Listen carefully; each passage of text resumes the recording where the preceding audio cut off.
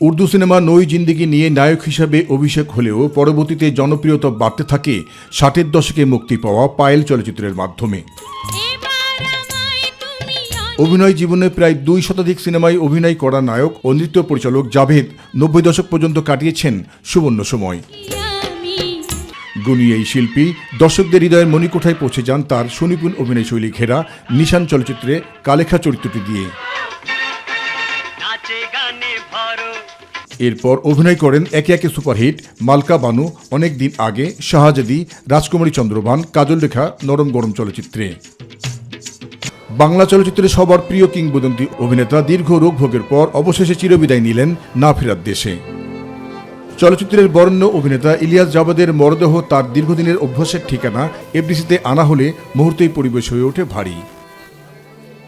প্রিয় শিল্পীকে শেষবারের মতো এক নজর দেখতে এফডিসি প্রাঙ্গণে ছুটে আসেন তার সহকর্মী, ভক্ত, অনুরাগী ও শুভানুধ্যায়ীরা। এ সময় শিল্পী, কলাকুশলী ও মহরুমের সহধর্মিণী চিত্রনায়ক জাভেদ যথাযথ মূল্যায়িত না হওয়ায় এক প্রকার চাপা ক্ষোভ প্রকাশ করেন। অসংখ্য শিল্পীদের কোনে নাচ শিখেছেন, শাবানাজি থেকে আরম্ভ করে ববিতা আপু, সবাই তার ছাত্র।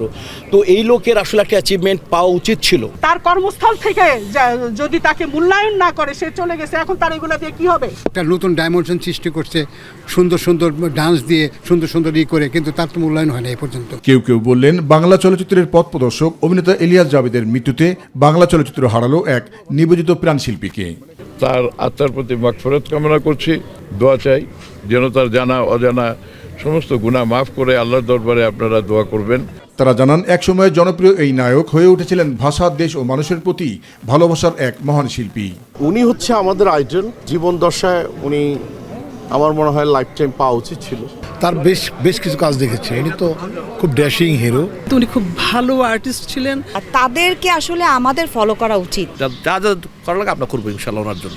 পরে এফডিসি প্রাঙ্গণে মরহুমের নামাজে জানাজা শেষ করে চিরনিদ্রায় শায়িত করতে ইলিয়াস জাবেদকে নিয়ে যাওয়া হয় উত্তরা কবরস্থানে। জাহিদ আহমেদ, বাবু, মাই টিভি, ঢাকা।